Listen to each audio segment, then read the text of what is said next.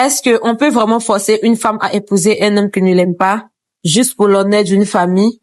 L'histoire vraie de Maria. Maria était une femme simple, née et élevée dans un petit village de l'Est de la Côte d'Ivoire. Rien en elle ne semblait extraordinaire. Peut-être son silence. Un silence qu'elle a appris à garder durant la mort de sa mère. Lorsqu'elle avait que 23 ans, son père, un homme bon, doux, mais brisé, s'était remarié très vite. C'est ainsi que maman Becky est entrée dans sa vie. À partir de ce moment-là, plus rien ne fut pareil. Maria ne fut jamais traitée comme une femme. Pour maman Becky, elle était qu'une bonne à tout faire. Elle cuisinait, elle nettoyait, elle lavait, elle faisait même les devoirs de Deborah, la fille que Becky avait eue dans un précédent mariage. Et son père ne disait rien. Il se contentait de baisser la tête, fuyant les défis comme on se cachait de la puce. À 23 ans, maman Becky lui annonça qu'elle va se marier avec Kwasi, un homme riche de l'Est. Maman Becky, ce mariage est une chance pour toute la famille. Elle fut figée, elle connaissait à peine Kwasi. Maman Becky, tu devrais être reconnaissante. Il est riche, tu n'as pas ton mot à dire. Son père, comme toujours, un simple échauffement de tête, comme pour dire accepte ton sort. Le mariage fut organisé. Maria portait une robe blanche, mais dans son cœur, elle avait ni joie, ni fierté, seulement une peur sourde. Kwasi lui adressa pas la parole, même pas un regard en prononçant les vœux. Ses yeux semblaient vides, son visage fermé pendant toute la réception. Il resta accroché à son téléphone, indifférent à celle qu'on venait de lui lier. Il travaille, se disait Maria. Peut-être qu'il est juste nerveux, ça ira mieux. Mais cette nuit-là, dans la nouvelle maison, Kwasi la regarda droit dans les yeux et dit, « Je ne t'aime pas, je n'ai jamais voulu ce mariage. J'ai une petite amie, ce mariage est juste sur le papier. » Maria sentit le sol se dérober sur son pied. Elle se coucha sans mot dire, les yeux noyés de larmes, le cœur vide.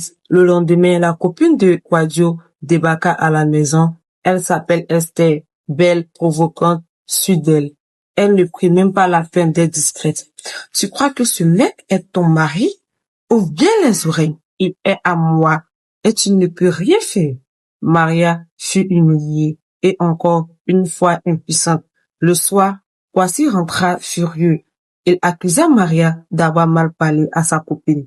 « Je t'ai dit que j'étais avec elle, alors pourquoi lui manquer de respect? » Elle voulut s'expliquer, mais il n'écouta pas. « Tu n'es rien pour moi. Tu dois rien attendre de moi. » Cette nuit, Maria a pleuré toutes les larmes de son corps. Cependant, maman Becky et sa fille profitaient de leur confort, heureuses, insouciantes. Le jour suivant fut pris. Kwasi l'ignorait complètement. Il rentrait tard, portant sur lui des parfums féminins. Il ne mangeait pas ce qu'elle prépare. Il lui adresse pas la parole. Maria vivait comme une ombre dans sa propre maison. Et pour couronner le tout, maman Becky l'appelait régulièrement. « Ma fille, demande-lui de l'argent. Tu nous dois bien ça. Tu n'as pas oublié ta famille, je l'espère. » Elle était piégée dans un mariage sans amour, avec un homme absent et une belle famille qu'elle a considérée comme une obligation rentable. Puis, un après-midi, le coup de grâce arriva. Esther l'appela. « Tu vis encore dans la maison de mon maître?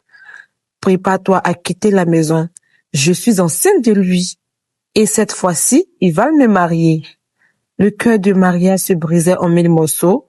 Le soir venu, elle confronta Kwasi. « Kwasi, ta copine dit qu'elle est enceinte. » Il la regarda froidement. « Et alors, ça ne te regarde pas. » Cette nuit-là, elle ne fermait pas l'œil. Elle regarda les murs jusqu'au matin, les mains sur le ventre, se demandant ce qu'elle avait fait pour mériter une telle vie. Le matin, elle prit une décision. Elle prépara un petit sac, sortit de la maison, sans bruit. Elle alla à la gare routière. Elle ne savait même pas où aller. Elle voulait juste fuir.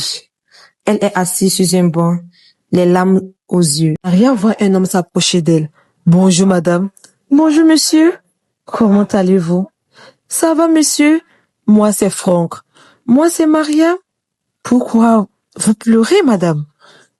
Non, monsieur, je ne pleure pas. C'est juste que le vent tape dans mes yeux. Non, madame, ne me mentez pas. Mes larmes coulent. Oui, monsieur, mais je vous ai dit que c'est le vent. Ok, madame, prenez-moi comme votre frère. Considérez-moi et dites-moi si je ne va pas. Je peux vous aider. Non, monsieur, je ne vous connais pas et c'est juste le vent. Non, madame, dites-moi si tu ne vas pas, je peux vous aider. Maria lui raconta tout. Il la coupa pas. Il la jugea pas. Tout simplement, vous méritez mieux que ça, madame. Et depuis ce jour-là, depuis la première fois de sa vie, Maria sentit une lumière dans sa vie. Elle a gagné à nouveau de l'espoir chez Franck. Madame, savez-vous que plein de